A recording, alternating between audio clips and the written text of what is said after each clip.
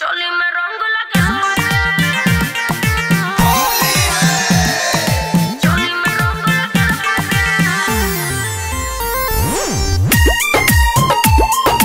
चोली में रंग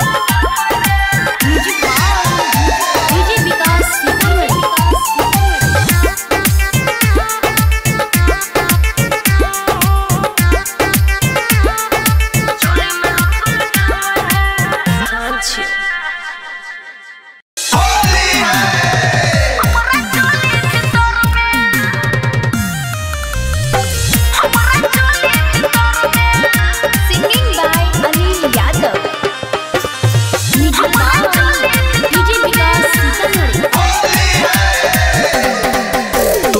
जरूर जरूर के लाल करबो।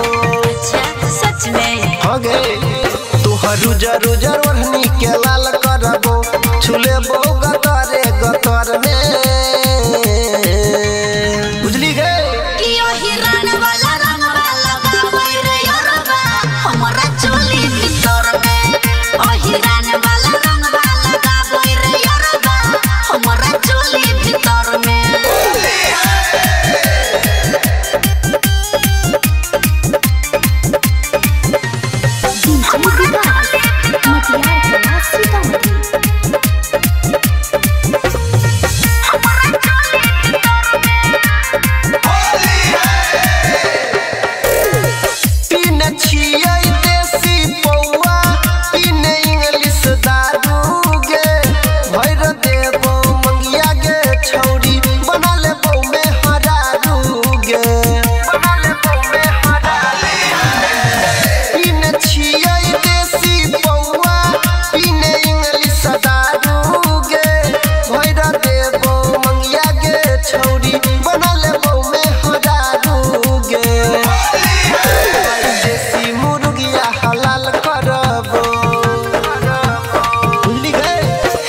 देसी मुर्गिया हलाल करबो। छोरी पर गेली हमारे चक्कर में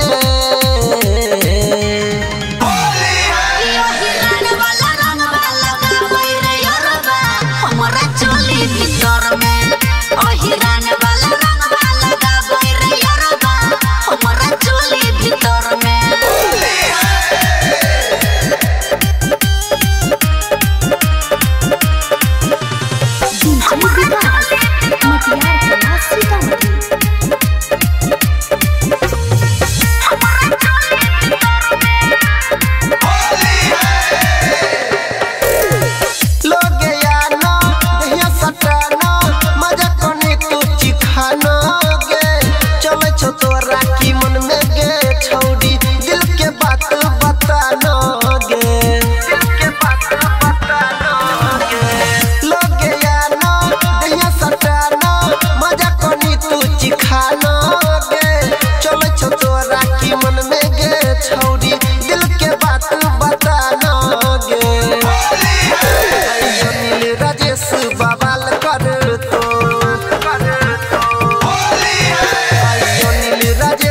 बवाल कर दो अब ये तो जवनिया पकड़ में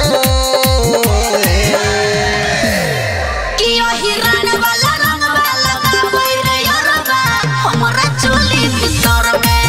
ओ हिरन वाला रंग लगाबै रे योरबा हमरा चोली भीतर में।